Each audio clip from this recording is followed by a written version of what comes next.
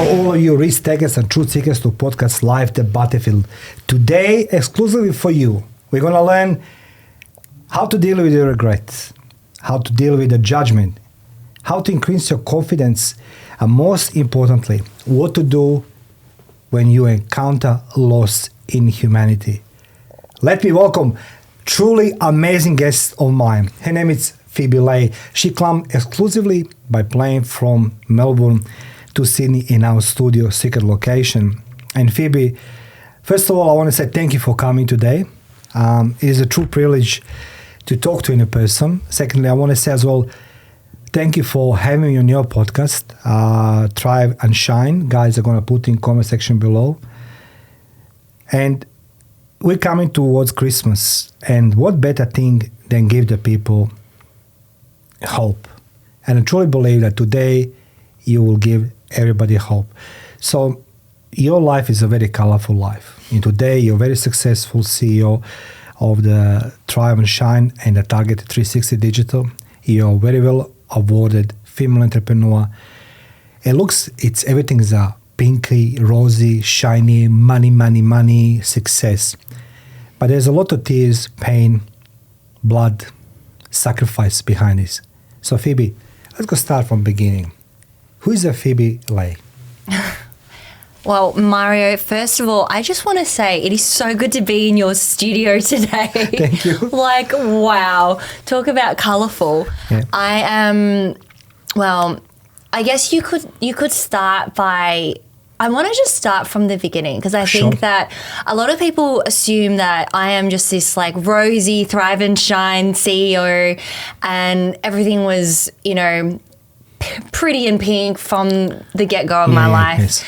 And one of the things that I have discovered is a lot of successful people, they don't start out where things are handed to them on a silver platter. It's not like people, they wake up naturally and they've just inherited this mindset of being an entrepreneur and a business owner.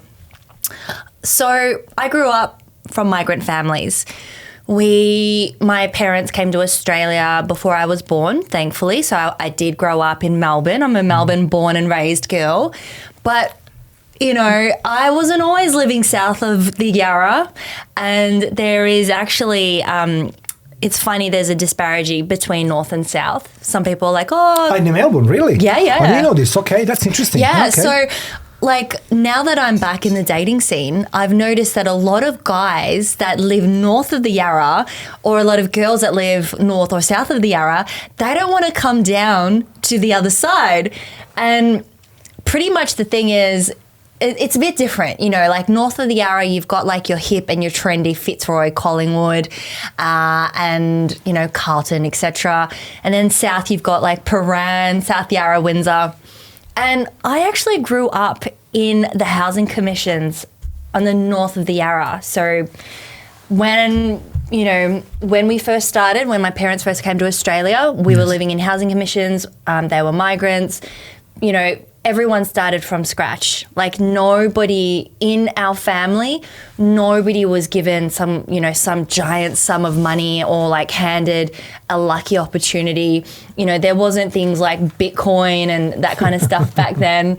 And pretty much everyone worked from the ground up. So I learned to work hard and go from our humble beginnings to, investing and, moving around Melbourne. I have actually lived in 12 different suburbs in Melbourne in my life. And my God. Yeah, or 12 different places in I think 10 or 11 different suburbs. So I've seen a lot and I've been privileged to, you could say, be able to experience both the highs and the lows. So that's really where I started. Can I ask a question? I'm very curious now because, difference between you and I is that you were born here, but migrant parents, right? I wasn't born here, but I'm hearing a lot of things that people take it for granted who we are today, are they forgetting who we were before. Why people don't want to see it, our past of the struggle? Because being the child of migrants, obviously Chinese migrants, right? And your parents speak Chinese and, different skin color and everything else. why we have still this prejudice that everything is given to us by birth? Why do people think that Phoebe Lay, she's got everything by birth from her migrant parents? I think a lot of people make assumptions based on how we look. Yeah. Yes, assumptions happen from school, from your teens to your 20s, even in my 30s, there are still assumptions that are made. And it's very rare that people will look beyond the surface and actually look behind the curtain. But there are some people that do, and usually the ones that do, they're the ones that have the most meaningful friendships and relationships with those that have a lot of, I guess, a depth of story to share. Now, you grew up in Melbourne, but yet your life was carrying you across the globe and even in Sydney and everything else. So just quickly, difference between the Sydney and Melbourne. I'm very curious now from today's point of view. Like, I'm very curious because you're living there, I'm living here. I'm hearing a lot of good things about Melbourne prior to COVID. I'm not sure how it's now, but what's the difference between in lifestyle Melbourne and Sydney? Oh, that's such a good question. Okay, so firstly, I'm a dancer. So Okay. I think that the number one really? thing, yes, I do. It doesn't say in your resume. So I've been doing Latin dancing for years now. Bachata, I don't know if you Yeah. So bachata, and there's a big salsa scene in Melbourne as well, and zouk and kizomba. And I think the biggest difference is in Melbourne, it's all very close together. So the city and then the hub and the grid, the roads, it's all kind of like very square, very easy. I know Melbourne like the back of my hand, whereas Sydney is really spread out. It's huge. You know, like you can drive an hour out of the city and it's still metropolitan. That's the number one difference. So for a dancer or someone that is really social, I'm a social butterfly. I need to see my people at least 3-4 times a week. I'm one of those people that really thrive off connections. So I think one of the biggest reasons I didn't end up like really committing to moving to Sydney when I was, you know, around that COVID phase, I was in a relationship with someone for 2.5 years. He ended up moving to Sydney. We did about 1.5 years, Melbourne to Sydney. And we actually was this close, but my grandpa actually went to hospital and he was quite sick.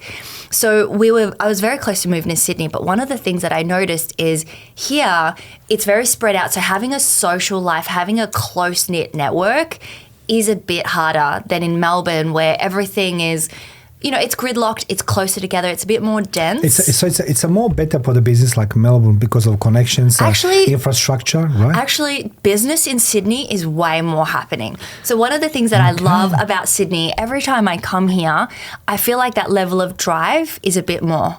It's closer to what you experience because having lived in Shanghai, having lived in like the UK, I think that Sydney has definitely more of that business hub, that drive, that push.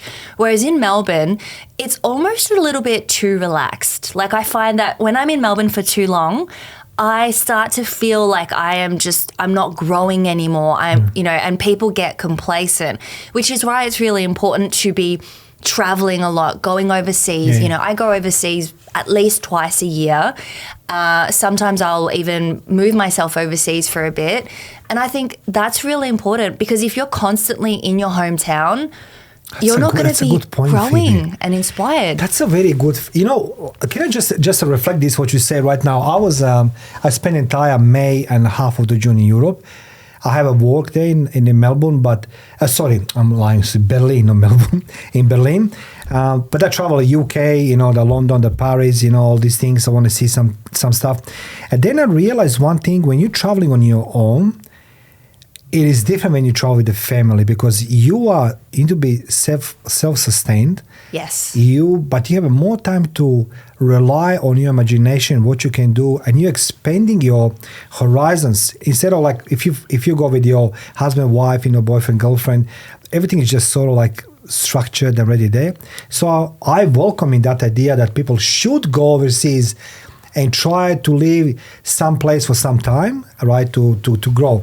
Now, let's go dive into... You want to say something? I wanted to add to that and say when you travel alone, you actually have more time to be selfish. And a lot of women struggle to be selfish. And one of the things that I've discovered is that That's a good if one. we don't do things for ourselves and decide what we're going to do with our time, we're not waking up, packing our lunch boxes for our kids or feeding the dogs or walking the animals. You actually get to wake up and decide for yourself, what do I want to do today? Like, what am I going to focus my time on? And the great thing about travel is when you're traveling, you get to meet people that you wouldn't otherwise meet. So your guard is down, you're not, I guess, confined to the comfort. And all of a sudden, you get to experience meeting all sorts of men and women of all different walks of life that you probably wouldn't talk to because you're usually, like for me, I mean, my network, I meet business owners, I meet people dancing, and sometimes I meet people at church if I go when I do. And those are the main people that I meet now. Whereas when I'm traveling, you're hearing people's stories from all different walks of life. And all of a sudden, I mean, it's not to say that you have to go to a hostel or a pub and, go to those types of places to meet people. You can, you could literally meet someone just from getting off the plane or sitting at a train station. And all of a sudden, your mindset has shifted that tiny bit and you've opened wide to new opportunities, possibilities and ideas. I'm hearing, go to church as well, right? So I'm going to come to this a little bit later because I want to talk about faith. So I had no idea. Wow. What? About faith? That you go to church and... Yeah. That's cool. But you go in church as well. I do. Yeah, so, I want to From ask 17, that changed my life. That was a pivotal moment, yeah. So but I grew up in a family where my dad was Catholic because, dad's side of the family, they're kind of like, my dad, I think you would say, is more agnostic Catholic and mum is Buddhist. So I grew up with a bit of a, like a hybrid of two different cultures. And discovering church when I was 17 was like falling into personal development and healing and growth. That was truly the beginning, the very, very beginning of my journey to, I guess, self-discovery and healing. So yeah, really cool that we had that in common. I had no idea. I'll tell you how I went up in church. I was age 8. I was second grade in primary school, and we steal from the shop some chocolates, and we run from police, right? And everyone was running everywhere. I was the fattest, I was the slowest, and they're gonna catch me always as usually. That's the reason why all the guys asked me to come with them because I'm gonna be catch by four cops. Threw you under the bus. Yeah, that's a good one. And what happened, I remember there was a church and I said, I'm going to run into church, right? Because I'm going to hide. And in communism church. It's like Home Alone. Have you seen that movie? He's hiding in a church. So, there's this big nun, she's like, what are you doing? I said, oh my God. And she says to me, what are you doing? I said, I'm running from police. And she says to me, what did you do? I said, I steal the chocolate. She says, where's the chocolate? I'm like, I'm still eating. So she sent me in a class. So she protect me from cops. But the priest comes, which name is Mate. He says to me, I like to you be altar boy. I said, what is altar boy? He said, wow. Yeah, so I become altar boy. So till, first days in a war I went, I was altar boy age 16, 17. I really enjoy. So faith is very important part of their life, right? Yes. If some people asking how they can find the faith and how would you live by faith, what would you answer? That's a really good question because I don't believe that everyone will fall into obviously the same faith and belief and there's so many different versions. But I think that for someone to have faith changes everything. Because when you're going through the darkest time possible or the most challenging moments, it's your faith that gets you through. And I remember when I was going through the most confusing moment in my life where I was in a relationship where I was being gaslit, I was pretty much being lied to for a long time, for over a year. I look back and I go, I probably would still be in that relationship and I probably would have stayed if it wasn't for the miracles that happened along the way and the things that woke me up. And I look back and I'm like, there's no way by chance I would have just left if it wasn't for the fact that during that time I was, spiritual and praying and doing things that would draw me back to the insight, to you either call it your higher self or your higher guidance or your wisdom. But I think we all need to tune into something that's greater than ourselves, because otherwise it's a very lonely world and it can be a very dark world out there. I think you're shining bright light, because today, as I say, when I was thinking today, how I'm going to introduce you, usually I have the special segment before every interview. I say like, who is coming? But today I want to do the different, because it's Christmas, and I really believe that Phoebe Lay, and I'm gonna guys put you in the comment section below, Phoebe Lay contact details. Feel free to contact her and learn from Phoebe after all, from her experience. I was thinking myself, how am I going to introduce you? But I truly believe that you are the light of hope. Today episode it is. There's so many questions I want to ask you. I want to like an onion to unpeel you without causing too much tears. When the people unpeeling the onion and cutting, they start crying. All the layers. Yeah, so same is with you, because I don't want to cause that emotional hurt for you. Oh no, we can go through as many onion layers as possible. Okay. So thrive and shine. So today let's go talk about being the female entrepreneur in a man's world. How that looks like. Did you say like one day, hi, my name is Phoebe Lay, I'm the most cutest girl in Melbourne, I'm going to run my business? Or the people say like, yeah, girl, if you want to be successful, you need to come to daddy or something like this?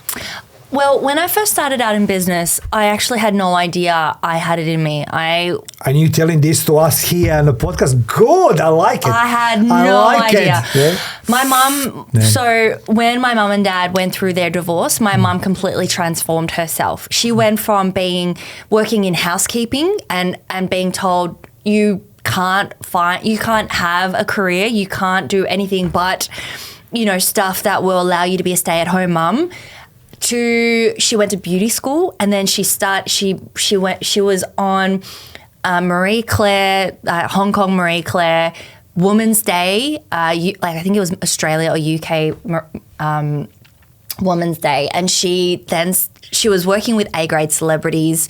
Barbra Streisand personally invited her to her concert. She had all this experience, then started her business. And growing up, I was raised by my grandparents. So watching my mom become this entrepreneurial woman actually naturally ingrained a lot of, I guess, things that I'd learned just unconsciously and subconsciously. Yeah. And it wasn't until I think 2014 that I started to ask myself, can I start my own business? I moved to the UK and my mum and dad were like, don't go, you're going to get human trafficked. And I was like, what? I didn't know Mario Bekes back then. So I was like, I don't have a Liam Neeson to come and save me. What am I going to do? Oh my God. And so what did I do? I actually started a business called Matcha Sisters a year later to give back to charities that were rescuing women and children from sex slavery and human trafficking. How did I do that? Really, it's just about going out there and just trial and error. I think the most successful people are the ones that aren't afraid of analysis by paralysis, right? They aren't afraid of making mistakes. They just try it, and rather than sitting on an idea, because at the time I had a business partner and she was a bit of the analysis by paralysis type, and we actually had a fallout because yes, I went ahead with the business and she was umming and ahhing, and she was like, oh, let's think about it. Let's just taste more, different samples from Japan. And I just went, boom. I kind of, within a couple of months, I just launched the brand. I was like, I can't wait. This has to, you either know or you don't, but this has to take off. I need to try it. And I started to sell matcha, build an Instagram following. I created a website. I did everything on my own from scratch. And it was my door to business. You know, I discovered that obviously the pricing was really off. Like I was giving away 50% to charity when really the margins wasn't enough for me to leave my job and do all that. I was a radiographer back then. So I was working in, you know, in clinics and hospitals, and everything was very structured. And I'm a creative. I'm a social bee. Yeah. So that's how I started. I just went from one brand to then another opportunity where someone was like, why don't you become a coach? So I started to study coaching, and I went to the Coaching Institute, studied, and then did another program, learned all about funnels, marketing, landing pages, lead magnets. And from there, I just started to teach. I was like, I know that I love helping others, so I'm going to teach people what I know. And bit by bit, I went from that to agency, and now I have a social media marketing agency, and I'm doing a lot more coaching now than I used to, which is fantastic, because working with people, the most wonderful thing is you get to improve their mindset and their perspective and help them to see beyond the struggle or the bubble of what they are in. I give you the credit right now. You have a credibility and authority to speak about these things, to coach other people, because I come from the point where people can't demonstrate to me many things, what they talk, what they preach, what I try to say to you. I spent too long time in military. In military, we have a theory, then we have the drill instructor will show us how to do it. And then you need to apply this in, real world, and correct and repeat. So what's for theory what is done in theory needs to be shown how to do in practical way. That's what you're doing. And I advise you guys, if you're looking for the coach, truly coach, you know that this podcast stands for the exposing false gurus and coaches. Well, one I can endorse, it's Phoebe Lay, and I do this with open my heart, because you're gonna hear in the rest of the interview why Phoebe Lay, she should be your coach, because she can show you how to overcome some obstacles we're going to discuss a little bit later. So being the woman in a business, it's not easy, because it's not just you're fighting for your survival, for your business and anything else, but you need to fight the sharks called the men, right? If you want to give advice to any woman over there starting business, what that will be? Woman to woman. What will Phoebe say to any woman before she start doing a business? Don't trust men.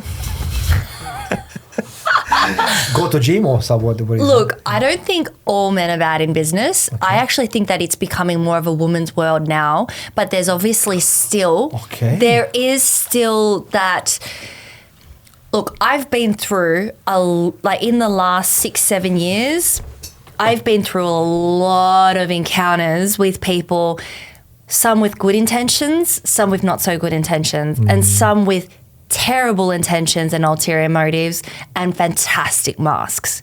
And they put on the mask so well, they will manipulate and deceive people of all walks of life. Probably not someone like yourself, because you've really seen and lived life, and you can see through people. And don't worry, I've been the victim of my own success. Don't worry, I fall on my sword so many times, but they will deceive all sorts of people, and that's their job. They're living, their survival mechanism is to impress, to deceive, and basically to create this mask, this identity that's not truly them. So the women should question everything before. They should trust their gut. The first thing is trust your gut. Second thing is don't undersell yourself, and have more faith and more belief in yourself, because you are much more capable and much stronger and much more knowledgeable than you can imagine. I think a lot of women, they think that they need a lot more experience, knowledge. It's actually not the case. And there are so many studies that show a woman will only apply for an interview or a job when she truly feels that she fulfills all those criteria, whereas a man might fill 1 out of the 10 and be overly confident and be like, yeah, I got this. Yeah, I got this. Yeah. And there's that difference. Some men are overly confident. Some women aren't confident enough for what they have, for what they truly have the capabilities for. So I would say trust yourself and surround yourself with other like-minded people. Have some men in your corner as well, but I think a lot of women don't reach out to other women because they're afraid. There's that fear of not being enough. And there's a lot of people in your circle that you can actually reach out to who are willing to give you the time of day. Even if it's just 5 minutes, ask questions. Ask as many questions. I remember when I first started out in business, anyone that inspired me, anyone that was where I wanted to be, I would try and ask as many questions and surround myself with those people as much as I could. And I've had people along the way that have been the same, that have asked me questions, jumped on a Zoom 15, 20-minute phone call with me to find out how I got to where I am. And that's how you do it. And starting a podcast is actually a great way to not only ask questions, but to dive deep into people's expertise. Let me peel another layer of this onion, because my eyes become slowly itching for the tears, honestly. So guys, particularly all of your ladies, if you're looking for the coach who's going to bring the best in you, feel free to contact Phoebe. As I say, down in comment section. Thrive and Shine Co. You're going to find all details, yes. So Phoebe, you established your name. You traveled the world. You faced human trafficking because everything you done it very well. However, there's a part in your life which I want to now dig deeper into this. So you're a very successful woman. And then we all need somebody in our life. No question asked. You met somebody in your life. So I want to ask you about dating, right? Let's go talk about dating. What do you see as the biggest mistakes you did, or every woman does, or maybe even men, when they start dating? What was one of the biggest mistakes, biggest regrets you have when you start dating, let's just say in your last relationship? We're going to come to point why this last relationship, guys, particularly you ladies. If you like to be the victim of Tinder swindler, be it. Those who don't want to be the victim of Tinder swindler, you're going to learn today from the Phoebe. It costs her a lot. So Phoebe, dating. I think that the biggest mistake women make, and men and women as well, because I've spoken to men about this, and there are men out there that have been through similar. And I think that the biggest mistake that people make is they trust people based on what they say rather than their gut, and rather than looking at someone's actions, past historic events, and the patterns. So when I first met this person that you are referring to, my gut feeling and my intuition was going through the roof like crazy. There were red flags all over the place. And the first 2-3 encounters, which happened across a number of months, left me with the most icky feelings that I changed my number and I tried to stay away from this person. But I was going through a very vulnerable time, Mario. I mean, when you've gone through loss, like multiple losses, like I'd lost my grandfather. He was 93, bless his soul. And my grandmother had a stroke 6 months later because that affected her so much. And as I said earlier, they raised me. So they were essentially like my parents. Then my 2.5-year relationship with the guy that was living in Sydney just didn't work out. It was too hard to keep that up. And I didn't want to move to Sydney, to be quite honest. Yeah. And he wasn't ready to move to Melbourne. So we stayed friends, but that was a huge one for me. Like that really hurt. And this person came into my life filling all the holes. He asked me every single detail about what I was going through. What my dreams and my goals and my desires were. He was introduced to me to be a client. And so I kind of gave him a bit more, I guess, leeway than I normally would if it was a friend, and definitely had no intention of ever dating that person. Yeah. But he seeped into my life, and you can say that over time, the vulnerability that I was experiencing allowed him to really take control. So he started to slowly dominate bit by bit, week by week, month by month. And every time I pulled away, because I remember after 1 month, I was like, this is crazy. I was like, this shit is cray. I am getting the hell out. I love you. Seriously. I was like, what in the world? I was just watching this person's pattern and I'm like, F no. So you knew where something's wrong, right? I knew from the beginning, Mario. Oh my God, come on, but seriously. then he pulled the worst card a person could pull ever. Which is? I'm committing suicide. Oh, come on. He's committing suicide. Yeah. And that is something that no woman should ever be put through. That's the biggest bullshit I ever heard. And so when you go through that and you have compassion and heart and you've never experienced that, I thought, what do? I've got to support this person. You know, he was at one point a client and very generous to me. And also what they do is the generosity has an ulterior motive. The generosity is done in a way that makes you feel like you're banking up this system where you owe them. So each time he gave me a gift and I said no, he was like, you better take it or I will be so mad and you do not want to see me angry.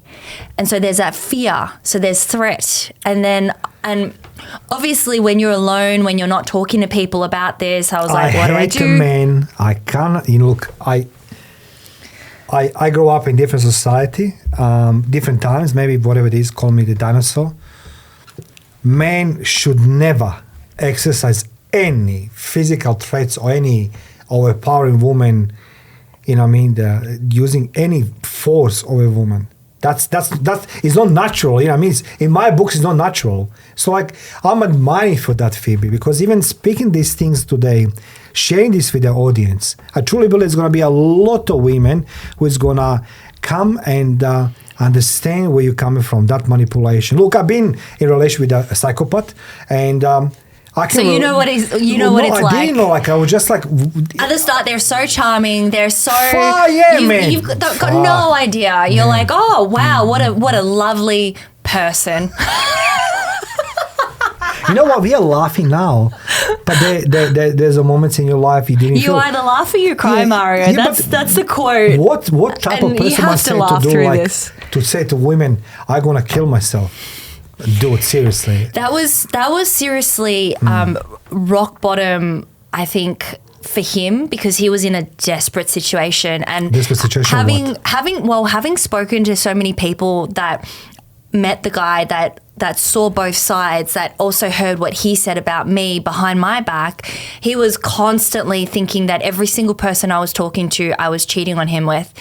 Every single male friend, male client, anyone that was basically a male, he was like, oh yeah, Phoebe's cheating on me. And how did you prove to him that you don't cheat? Well, I had no idea because I was fully invested at that point. I was fully invested, and that's what another mistake that women make is they think they can fix people.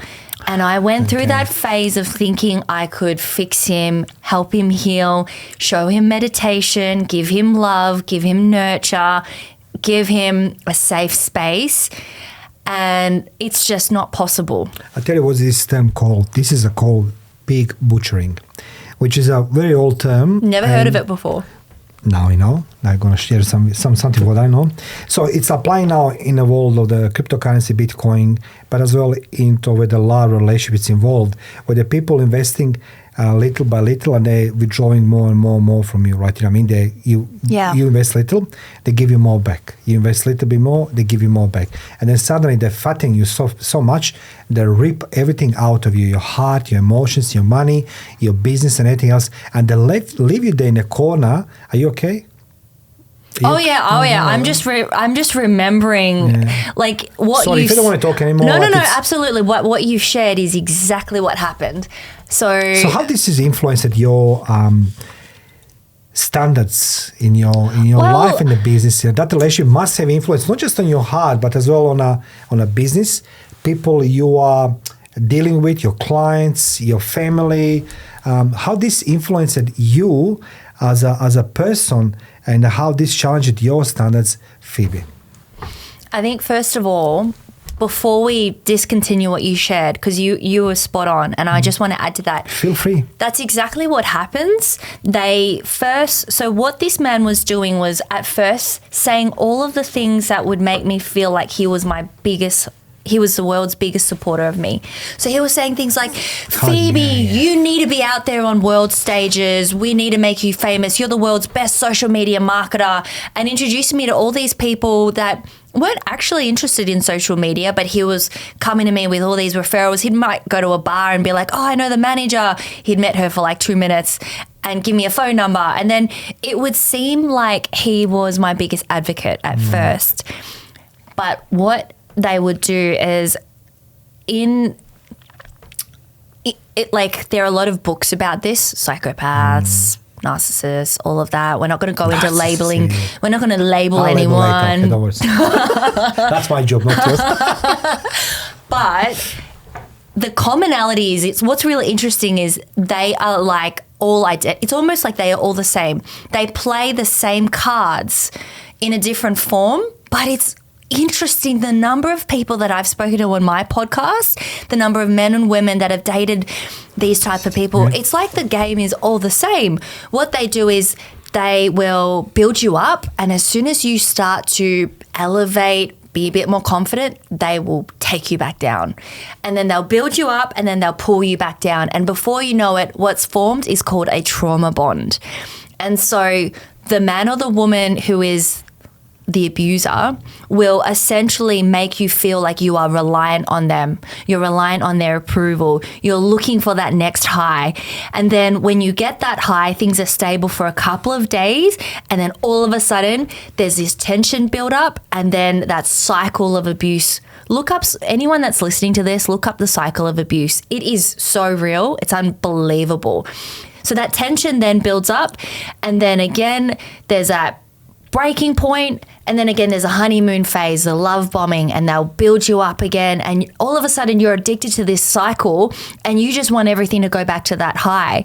So when things are not in that high, all you want to do is let go of control, be a yes person, be like, yes, okay, be a people pleaser, and then before you know it, the control is all in their hands. Can I ask you something? Okay, I can't say I can't talk from your point of view, so I'll use my my experience. I knew it was wrong to be with that person, and I knew that is a time to get over, to leave. Yeah.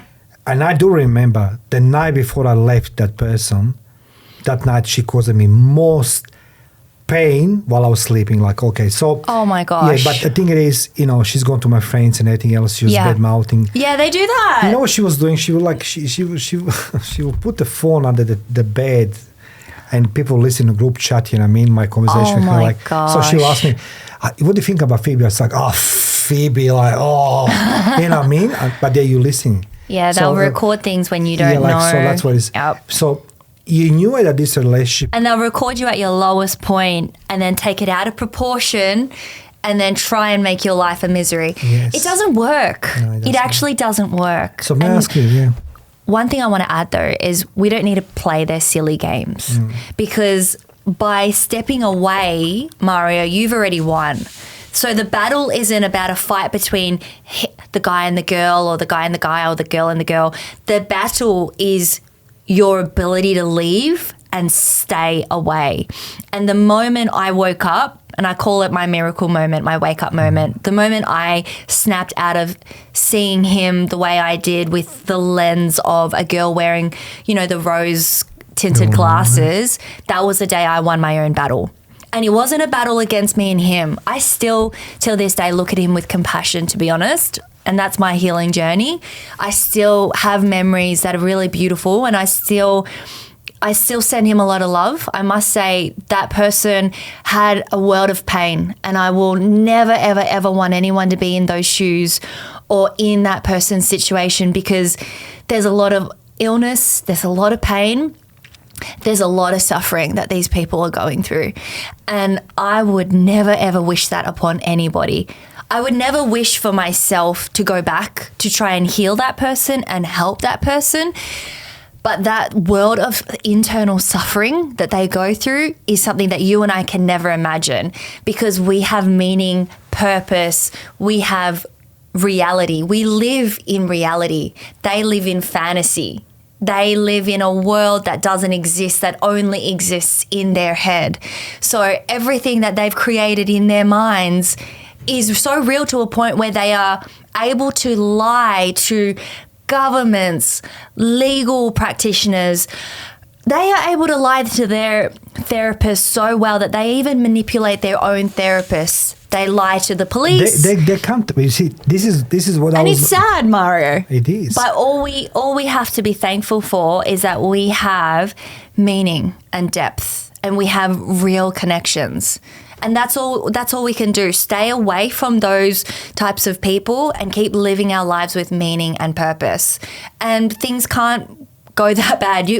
Things will not go wrong if you're surrounded by people that are genuine, that actually are who they say they are, and when you are around people with a high frequency.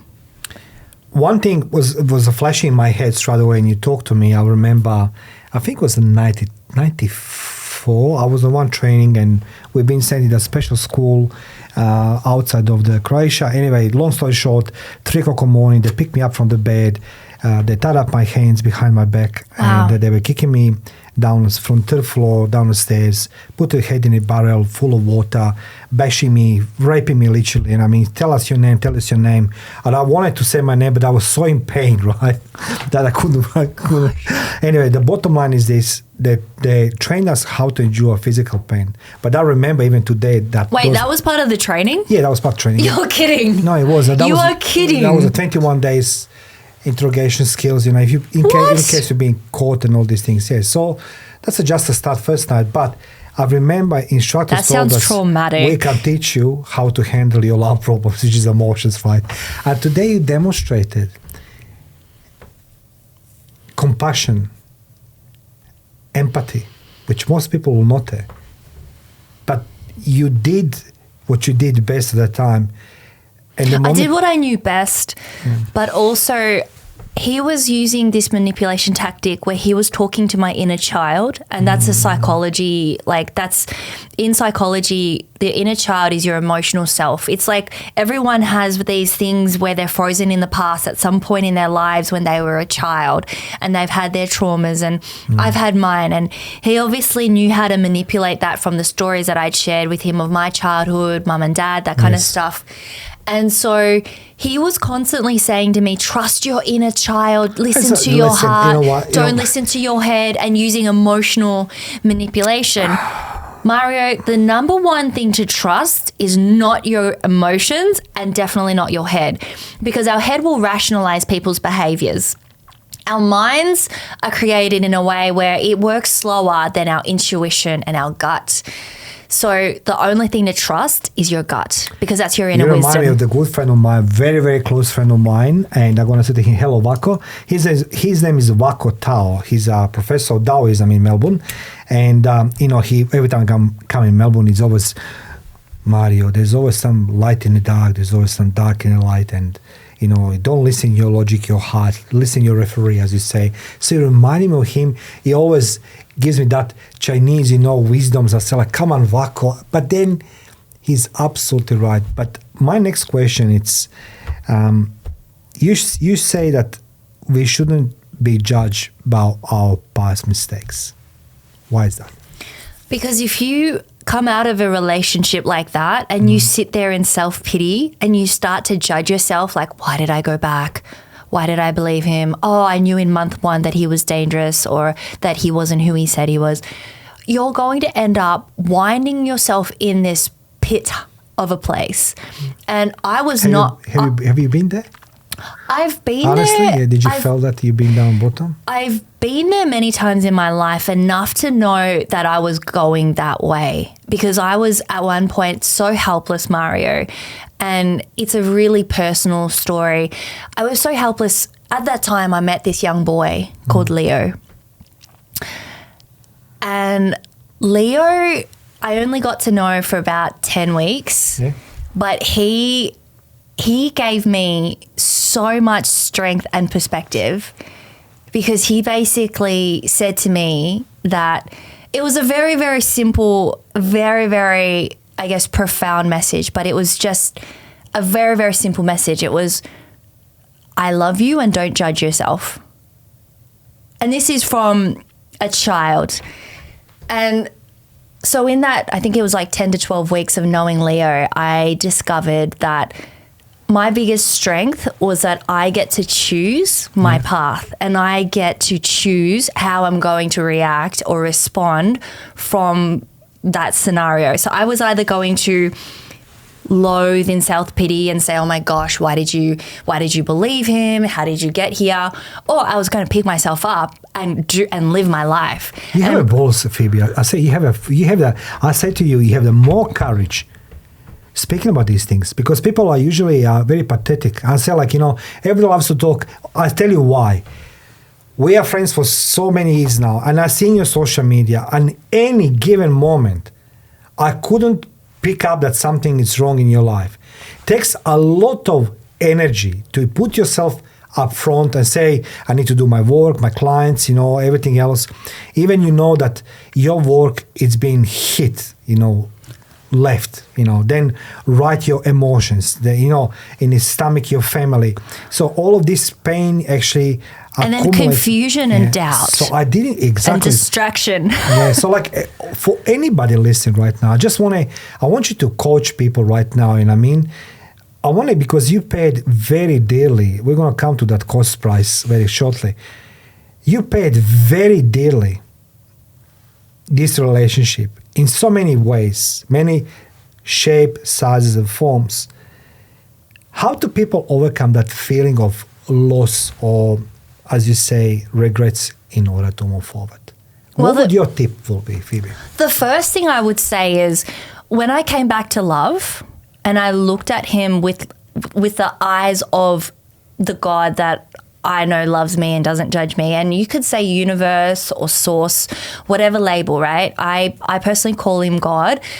And when I put myself in the lens of that and go, you know what, if I judge this person, I'm going to have to judge, I'm going to be judged, and I'm going to judge me. So I need to come back to a place of love. And when I looked at that person and remembered the pain and the suffering that he was going through, first of all, it's forgiveness. I had to forgive. Okay. Every single day, I have to forgive that person. Every single day, I have to wake up and also forgive myself.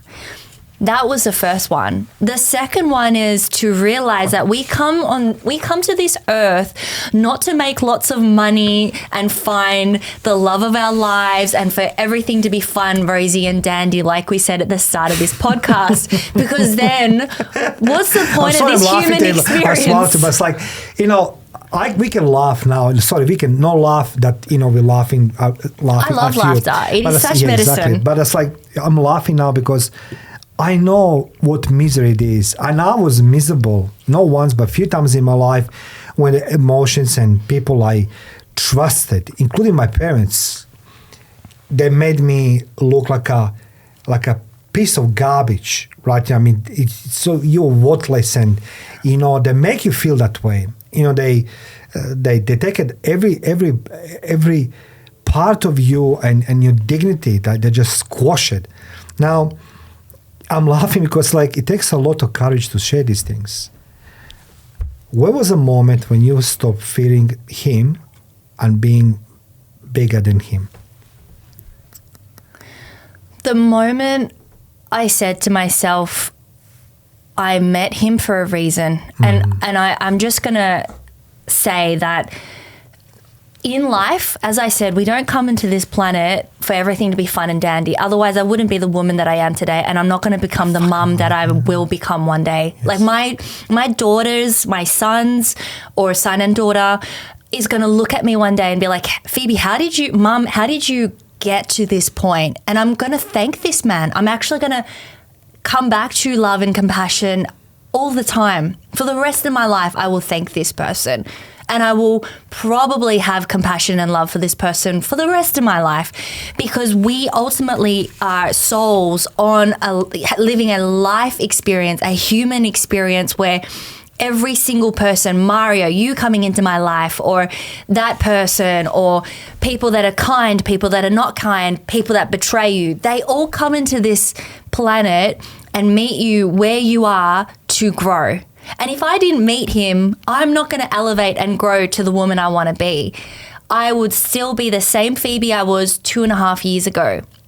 And I'm grateful for that experience. Mario, I'm grateful. I look back and I laugh, I cackle to myself. There are days where I'm watching the sunset with tears in my eyes. There are days where I'm driving my Tesla with tears, like tears of joy, and I'm laughing, I'm crying, I'm experiencing all the human emotions that this person will never be able to experience in that depth.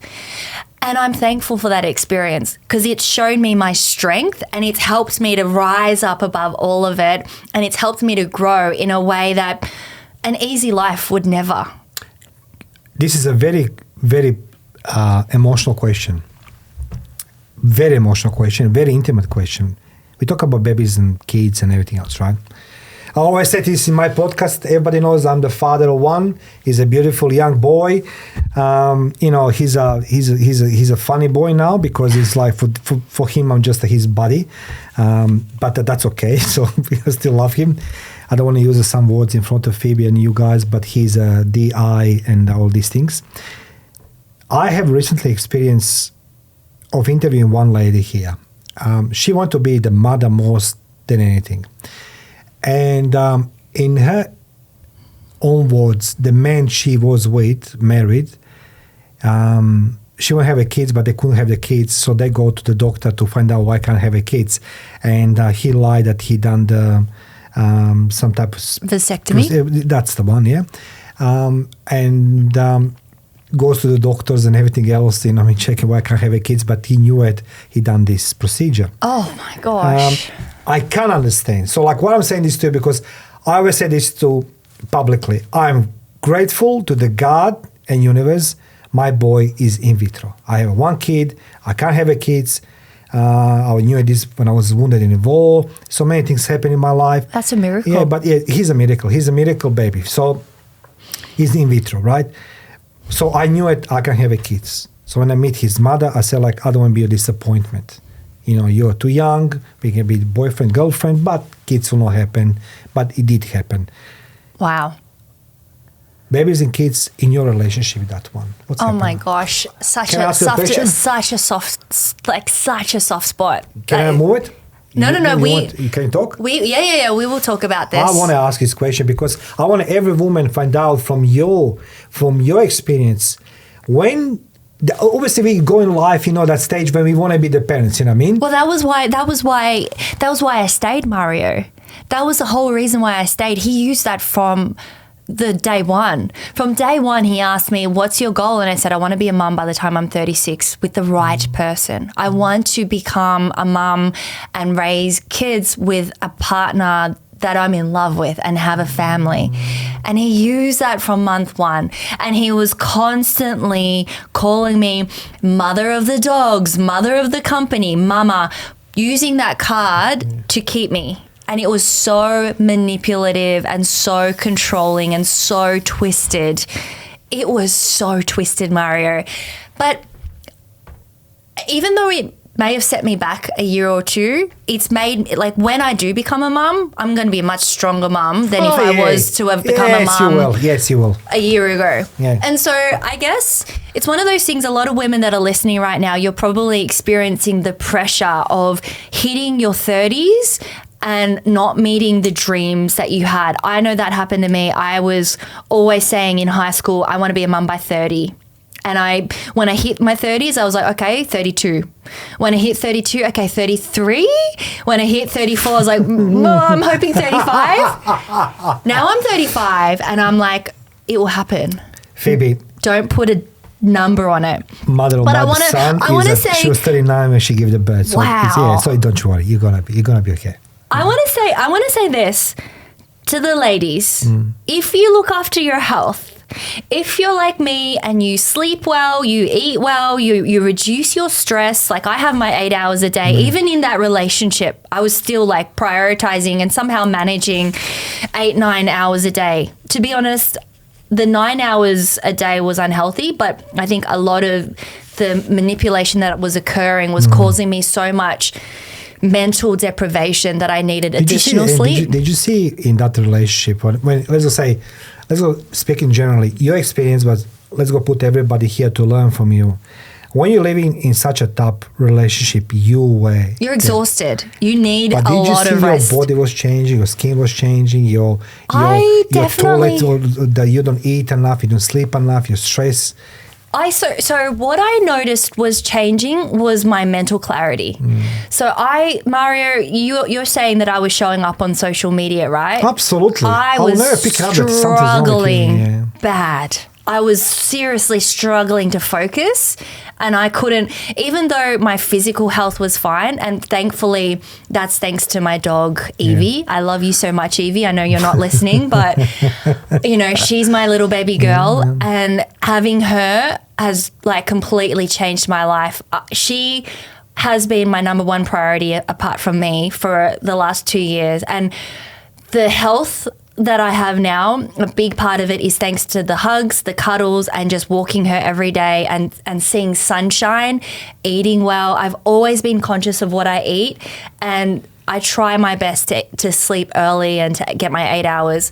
So physically, the effect probably hadn't caught on yet. If I'd stayed for longer, who knows? I probably would have been breaking out in acne or whatever. I never have had really bad skin or anything, but I was noticing that here and there the stress would affect a little bit. I might have a pimple here and there. I might, my appetite would change here and there. It was more mental, Mario. It was more mental fog affected me so bad. I couldn't focus, and I was getting to a point where I thought I had ADHD. I was like, wow, how do I run my business and help him with his and be active on social media and be, doing speaking engagements and run workshops, etc. So the mental fog is the one biggest thing. For anyone listening, if you're going through mental fog, stop and look at your surroundings. Don't just carry on and push through. Stop, see a professional and talk about your life changes and work out what is the thing, what's that thing in your life, what's that leech in your life that's eating up your mental clarity, and remove it as quickly as you can. I would like to say that I can come to brighter questions, more positive questions, but I'm diving in, as I say at the beginning. I'm loving this. Diving into depth of your, how to say, like a volcano. Volcano has no the what's it called, the bottom. There's go deep into the crust of the earth. And the lava comes out. But in your case, and everybody of us humans, we're coming to the point where entire onion's gonna be unpeeled. So I'm hoping, I want to say, please forgive me, but my next question is going to be related again around some losses. Some financial losses, right? Now, I say this Tinder swindler. I always say to ladies, when you meet a guy, who gives you good stories and, he's a killer, he's a secret agent, all these things. Oh, it's actually more the fact that they are a master manipulator. I don't know if they want to be that way. They can't help it. It's a pathology. It's actually like this, if you read the books, you could say it's a disorder because... It is disorder. I think so, because I saw the best in him, right? Like, you can't be in a relationship with someone like that and see their dark side.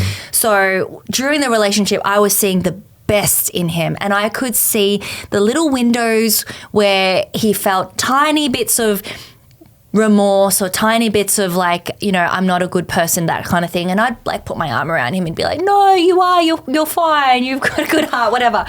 I'm not going to judge, the girl that did that, but... I like how you say, I don't want to judge the girl who did that.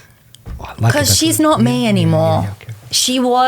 There was an inner child, a girl that wanted to believe the best in him because she wanted that safety. If I didn't believe the best in him, my reality was going to become so traumatic that, because Mario, there's two types of trauma in these types of relationships. One is physical trauma and one is emotional trauma. And as much as I didn't want to see the worst in him, if I was to see him for who he really was, the emotional trauma that occurred the day I took off the glasses, it was like, okay, this is off. Holy moly. And you're like, no, I want to put this back on. And the number of times I did it where sometimes it could be like him getting a haircut or shaving his beard. And I would just be like, I didn't want to see it. I was like, oh my goodness, I need to like not see you for a couple of days because something's coming through. And the trauma of seeing the person for who they really are is so crazy that you're just like, wow. Yeah.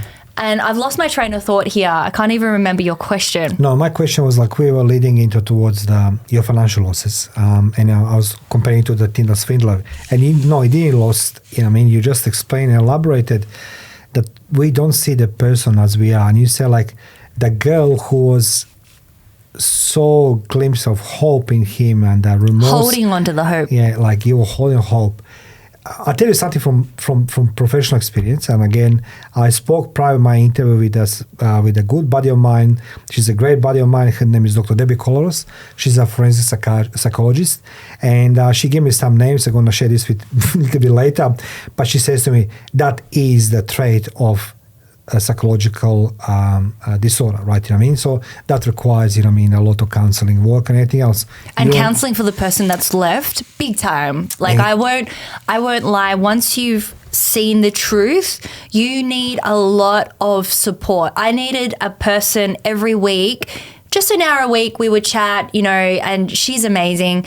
And what started to happen was I stopped blaming myself. I stopped asking questions. I stopped trying to ask, how did he become that way? Because he was always that way. It was just that I didn't see it. And I stopped judging everything. I stopped judging him, me. It just is what it is. And it's a daily practice, Mario. But one of the things that I've discovered is that when you start to see truth, that's the day you are standing in bravery and courage. Because it takes bravery and courage to see reality. So he might not see reality right now. Yeah. In his mind, he probably thinks he's still the victim. But the day you stand in bravery and courage and stop being the victim, Mario, that is the day when you are standing in courage, in power and bravery and truth. So I think every single person needs to take that little bit of that hard medicine and just take a look at their lives from a bird's eye view and just see it for what it is. No one's lives are ever perfect. You might be able to pretend it is for a while. Like I pretended my relationship was good, even though I was hiding it from the world and ashamed of introducing him to my friends at one point. There's not a shame. Like, look, one thing you need to learn with the things like that. That's my job, investigating people like this. The moment you won over this and you won, they stay in their little, I say like fantasy. Not just a fantasy, in their physical geographical position, right? They're not moving further because that's where they're safe they are, because they're never going to move further and away from where they can be safe. But they will evolve. The tactics and methods, the modus operandi, approaching somebody will evolve. But sooner or later, they're going to hit somebody who are like them. And I say this from my personal experience, professional experience. I've seen the people who done these things to me, to women I was in a relationship, they found a matchmaker who were exactly like them, and they're worse than them. You know what I mean? Wow. And they took them everything what they have, and they want to talk to me later. It's like, look, this is not Salvation Army. You know what I mean? Like, there's no like we want to chit chat. We are buddies and friends. I don't believe this. Exes should be friends, but those relationships as well. Goodbye. I want to ask you a question because. So, can I ask you a question? Yes. I know it's your podcast. Yeah, sure, you can ask anything. So, when they meet that person that is their equivalent, let's say, some people joke that, two crazies living under the same roof. What happens? They're married. quickly. They go into, they escalate the relationship at such a high level, and then eventually they start killing each other. So, so what, the one like physically harming each other. Yes, that was like drinking and, you know, was abusive and everything else. And they're realizing they need a salvation from each other. And then people start. It's like, is it a trauma bond? Yeah, it is. Yeah, it is. Wow. It is. Oh, look, I don't care. You know what I mean? Like, you know, you done to me. What you done to me with somebody else, you're going to do to this guy with somebody else. So you're saying they get a taste of their own medicine? Absolutely. Look, I'm firmly I believe in that expression and that motto, lex talionis, that sentence corresponding to crime committed, so tit for tat. Life somehow gives you. Whatever happened to me in my life, I was blaming everybody, even you. Even before I know you, I blame you for all my mistakes. So I blame everybody for my mistakes. And I taste my own medicine, my bullshit, you know, my arrogance and my cockiness. When I fell down, what I did, I took the shovel and I dig deeper, and eventually I need to realize. How long? Well, it took me a few years. Wow. Literally a few years. But last, as I would say, like Matteo had his surgery 2019 to remove his epilepsy. I'll say like around 2018, between 2014, this happened in my business. One of these things took me 4 years to recover fully with the lies around me. And it's okay, you know what I mean? I don't have nothing to forgive them. It's not up to me. That's between them and God. I'm not here to forgive. I love that. You know what I mean? I just need to move my life. You need to live your life. Yeah. And I need to invest in me, and I need to move ahead with me. But today's podcast is about you, Phoebe, because your experience, it's truly something special, and people want to learn so much from you. So I'm very grateful. Like, one of the things that took me by surprise, to be honest, was how I got out of that rut so quickly. I mean, yes, you know, I you could say I wasted a year and a half with this person, but the moment I saw reality and like the stained glasses came off, it was less than 2 months before I was thriving beyond belief, Mario. Like, I started to release weekly, bi-weekly, like 2 podcasts a week. My mental fog was gone. I was back in my strength and my power in under 2 months. And I managed to, I mean, the healing is still ongoing. Like right now, you know, the date of this recording, we're sitting here in Sydney, you know, Christmas is less than a month away. I'm going away overseas for 2 months for like just purely for my own self. I don't have Evie with me, which is going to be a challenge, but I'm going to spend the next 2 months really working on discovering myself again. Like, who am I at the core? Going back to meditation, going back to putting me first. But aside from that, I was thankful that I didn't hold on to that weight for longer than I needed, because if I held on, that bitterness, that hurt, that pain, if we push that down, Mario, that's how people end up with cancer and sickness and disease, because it's dis-ease in the body, and dis-ease in the body causes disease. But don't you think now, when you're talking to me right now, again, I have this epiphany moment, hallelujah, like, you know what I mean?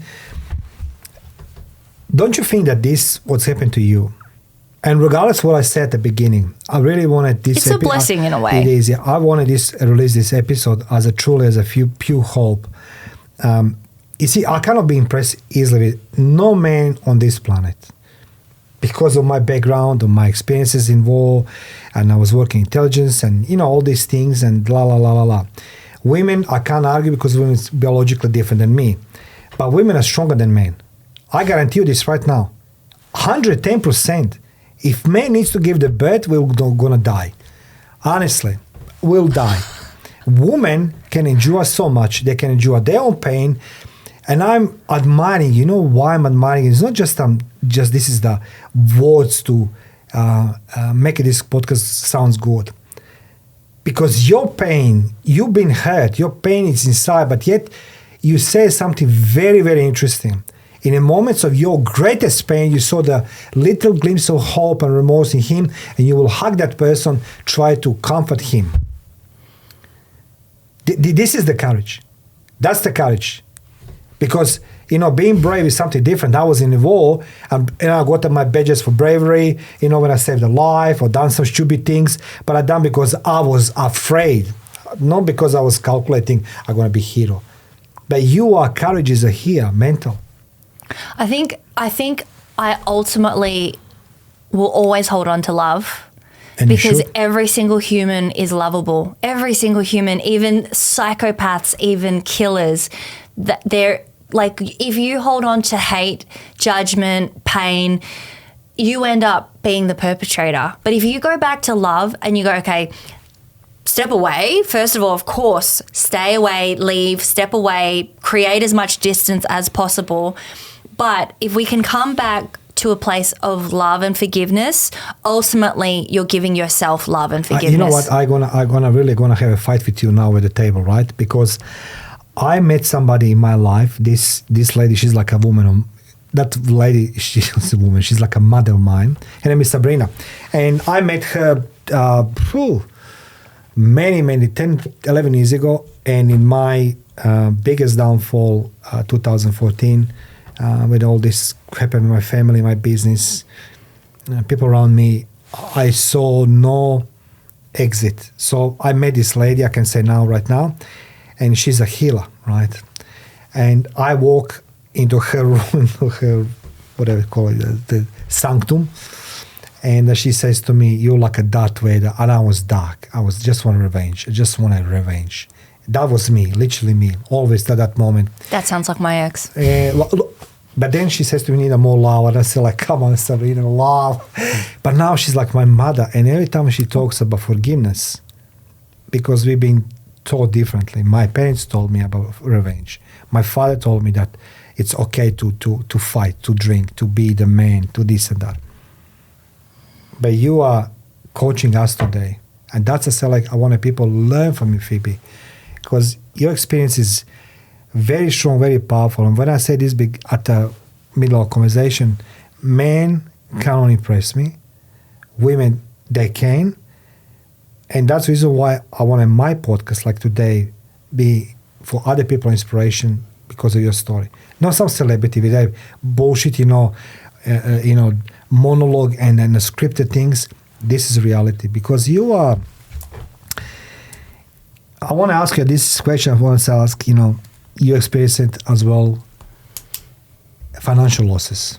Yeah. How did this reflect to you? Oh, I don't think about it. Okay. You know what? I've been through so much financial loss in my life that I do, don't get me wrong, I do think about, there are times where it hurts to think about it because you're like, wow, that money could have gone to saving a village, saving 30,000 villages.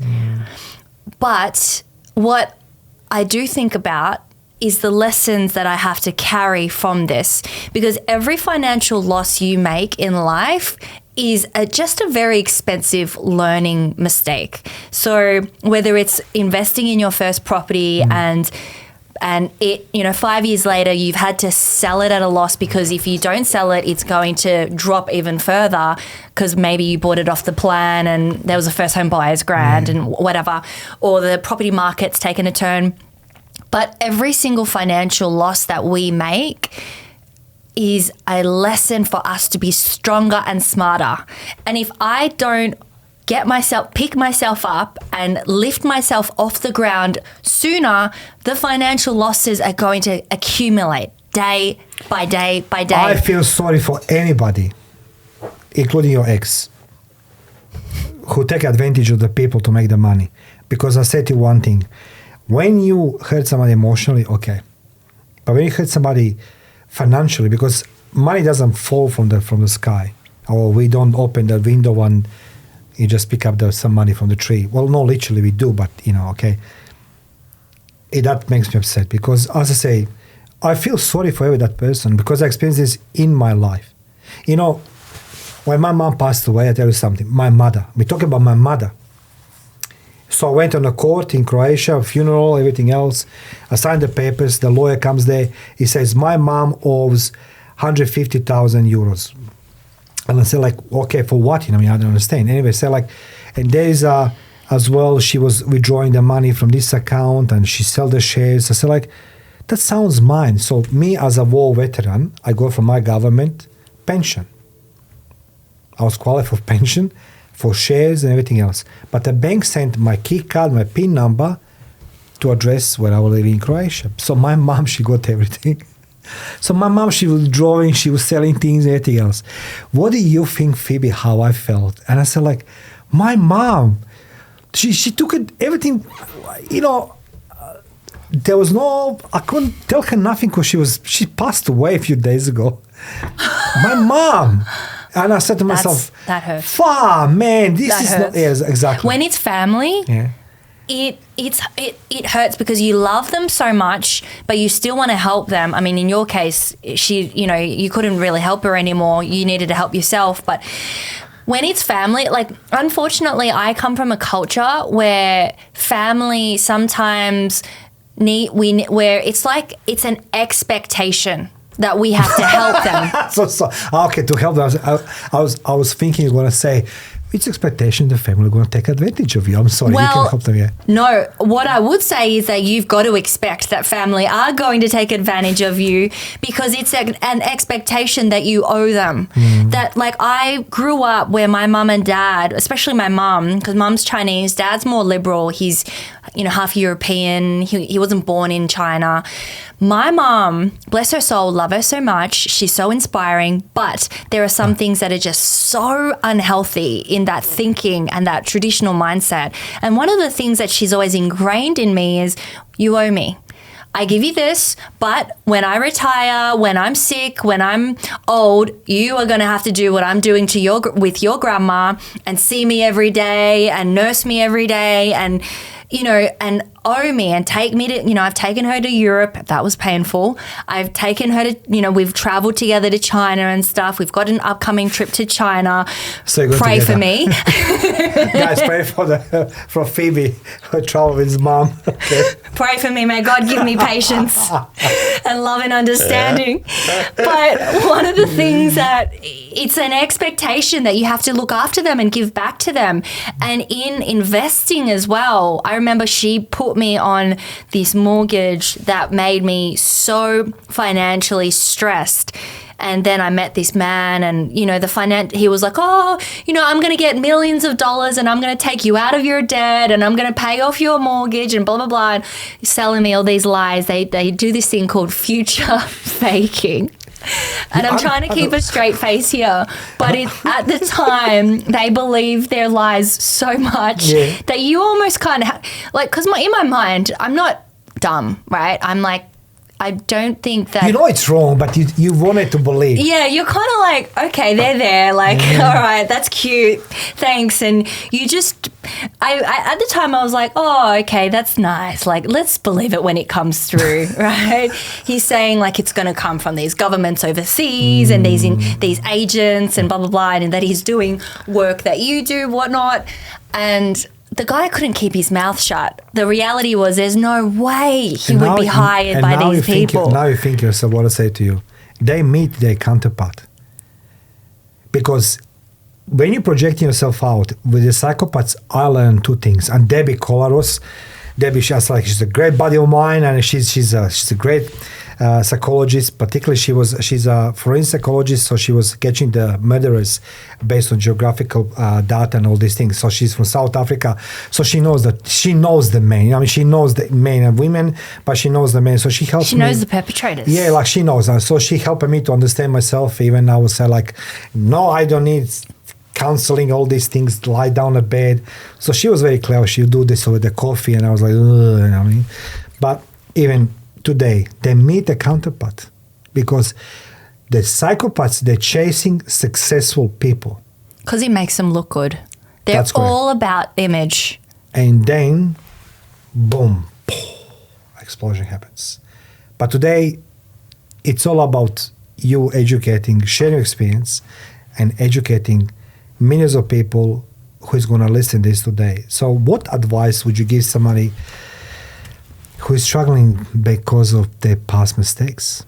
And how they, I said this at the beginning, lost hope in humanity. you come out this relationship, you go and travel with your mom, finger crossed. Let's go pray for the Phoebe with her mom. But and grandma's coming too. Grandmother coming. So it's like three generations of... of... grandmother with the calligraphy? Yeah, she's my only grandma left. Yeah, remember when you show me, I think that creative side maybe comes from your grandmother. Yes. Phoebe showed me many years ago how her grandmother does calligraphy. I was like, my God, that's an art in itself. So Phoebe, what advice would you give to anyone there who is struggling because of past mistakes and they lost hope in humanity? Because I truly believe, based on my experience, that you were feeling you're on an intersection, raining, stormy day without umbrella, and you're calling help and nobody gives a damn. What I would say is surround yourself with people that you genuinely can trust. The biggest mistake that I made in the initial couple of weeks or in the first month when I was going through coming out, the stained glass, the rose-coloured stained glasses coming off, was that the two people that were in my corner were absolutely not in my corner at all. They were being manipulated. They were confused. He had them wrapped around his finger. And one of the betrayals that I experienced that cut me so deep at the time, more than the hurt of what my ex did. Because what my ex did, I was like, well, that's just pathetic. And, I just feel sorry for you, mate. Honestly, I was like, wow. Like, I was disgusted, but I was like, I just feel sorry for you. But when I lost a friend of over 10 years, I realized she was never a friend.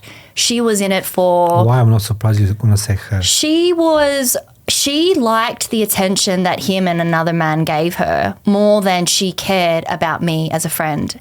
And I was struggling to a point where there are things I haven't shared in this podcast that are just too personal, Mario, for off air. But what I will say was that she knew my struggle. As a woman, when you see another woman go through that kind of struggle and you don't help your friend because the mate that you've known for 2 months had said, don't answer Phoebe's call, because the mate that she's trusting that is now under the manipulation of my ex is in it for money, well, everyone's greedy. In life, unfortunately, people have weak spots and weaknesses and money.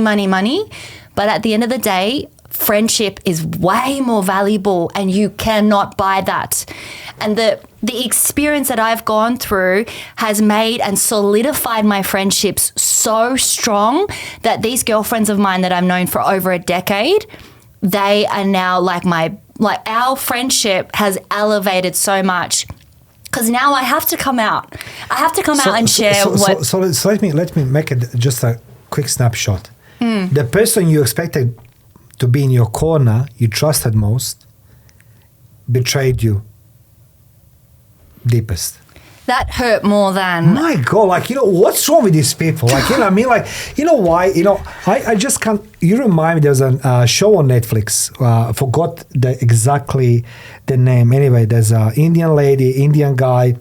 And you know what's crazy though, what? Mario? What? It's the fact that I thought I was safe with this person because we both went to church together. So now all of a sudden there's this other layer where you're like, hang on a minute, just because you go to church with someone or just because you've been friends with someone for over 10 years that does not mean they are you can trust or whatever. Do you really believe that your friend, that girlfriend of yours, and that this guy sleep peacefully? Do you really believe that these people are in this very moment? Absolutely not. The fear that was in their eyes. Yeah. I remember our last encounter, the last time I physically saw this friend, the fear that was in her eyes. Because she was, at that point, she didn't know she was being so manipulated by my ex that she said to me, don't do what you're about to do because you're going to regret it. And I looked at her and I saw the fear in her eyes and I thought to myself, I kind of laughed on the inside. I thought, you are buying into these stories and it's actually just hilarious that he's telling you these stories, but sad that it's getting to you to this point where you think it's real. And for her to say to me, don't, because you're going to regret, like, who are you to tell someone else how to make their decisions and choices in life? The choice that I made in my life was so big and pivotal, Mario. It was like, you either go north or south. There's no in between. It's either a full left turn or a hard right turn. And I chose the hard right turn. And I remember, as I said, there was a boy called Leo that inspired me. And he said to me, live your life, Phoebe. Live your life. And one of the things I want to say is that when you have friends that betray you or exes that betray you, all you can do is thank them, because it makes you a wiser, stronger, more powerful person. This is not fair. It's not fair. You know why? Other day I was recording something for myself, and I'm grateful, because people, I didn't say at the beginning, Phoebe helped me lift my content a few years ago, and I said, like, I'm very grateful that I could learn some things from you. So when I started my podcast, it was about sharing my experiences and people like yourself, because that's what it is. I don't believe in labeling people by their status, but by their actions rather than anything else. I admire more what you achieve with your business than somebody who is born into money and being given to money. But one thing about your ex and the people like your ex, it is what comes easy goes easy. But the thing is, you don't sleep well. I know this, because sooner or later there's going to come people on your door who's going to say, I represent this and that, and you need to come there. You done it very well, Phoebe. And I'll make a small prophecy about you. I was thinking today, and even I spoke this morning with Debbie. I said, Debbie, this lady, she's coming, and all these things she says to Mario, she's one of very few women who's going to talk, because many women, they just move away or they go back to the exes, which is, like, for me, unusual. Oh, he definitely tried to shut me up, and he's still trying to shut me up. But when you have a platform and a voice and conviction, there's and truth, like, you're living in integrity, you're living in alignment with who you say you are, you're authentic. What you say, no one can take that away from you, because I'm not doing anything wrong here. I'm not disclosing the person's name and identity. It's called natural justice, which is called you can exercise. It's right to be heard, right to be spoken. I tell you this as a professional. So nobody can come to me and say, like, what Phoebe told you, she can't do it. Yeah, she can, because her life, right? You know what I mean? The system of what you can say, what you can't say, defamations and this and that, it takes very, very, very rigid process to prove. This is podcast Life, the battlefield. I'm talking about your life battles. And I want every woman over there, I want you to guys to go down, click the button, give the love and support to this amazing woman, because she's a lioness. I'm telling this from my experience. But let's go put on side. When I went in the war, I saw the all alpha male run away. Everything, including my father. My father dumped me. My father disappeared night before the war broke out. They left me a message on a kitchen table, we are okay. And I said to myself, what? Yeah, that's correct. I said, my father, my mom, you bullshit artists. You know what I mean? So I saw the alpha male. The first one was going to run away, but the average Joe, it stays there. You are today representing every single voice of every woman who has been shaped and molded into somebody else's image, to be manipulated and being taken away the freedom of expression, freedom of love, freedom of being happy. They can threaten you. I mean, I've received all sorts of threats, from like legal to I'm going to ruin your brand, blah, blah, blah. But at the end of the day, as I say, if you know who you are, if you have conviction, authenticity, integrity, the truth will, it sounds so corny, but the truth will set you free. It's so corny, no, it's not right? Corny, but that's the truth. That's the truth. But the truth is there. It's there. It's black and white. You can't twist it. You can't add color to it. Yeah, ask yourself a question. Why somebody would spend so much time and effort to shut you down if they think you're wrong in the first place? Yeah, I said, like, Just ask yourself, because when you go on a court, they ask you all these sort of questions, and in preparation of the case, they say like, what do you want to achieve with this? You know what I mean? And that comes to that moral conundrum, and where they're doing your character check.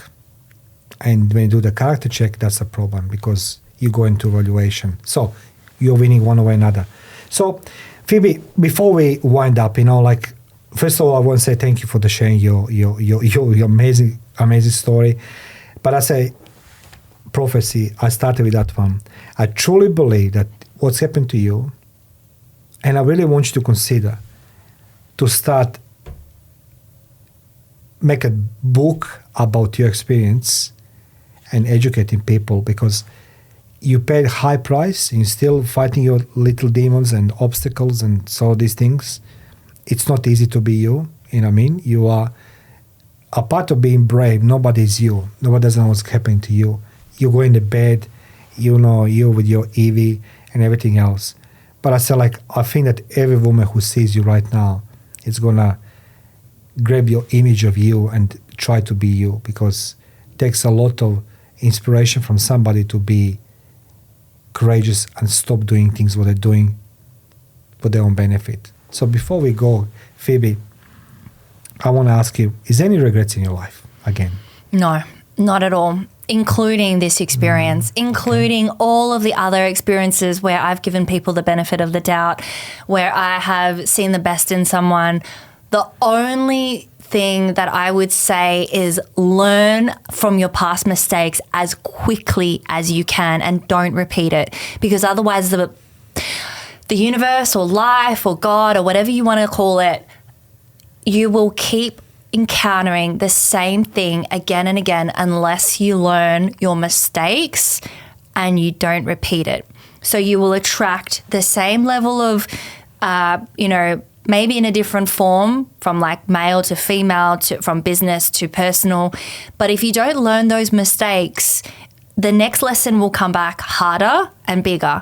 And one of the things that I had to learn was stop trusting your heart and your emotions, because when you have a soft heart and you have too much empathy or too much love or too much compassion, it's not that it's too much. It's just that you need to dabble into, you need to add intuition to the mix.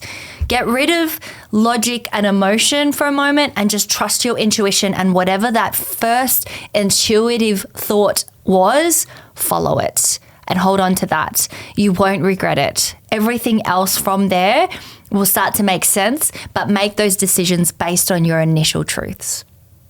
Ladies and gentlemen, Phoebe Lay from Thrive and Shine. I need to read this properly. And her podcast, Inspired to Thrive and Shine. Thank you for being my guest today, Phoebe. I truly appreciate and I truly admire you for what you are, what you did, and what you're going to do. So thank you for being my guest today. Thank you so much for having me on the show, Mario. You're I've welcome. loved it. Thank you.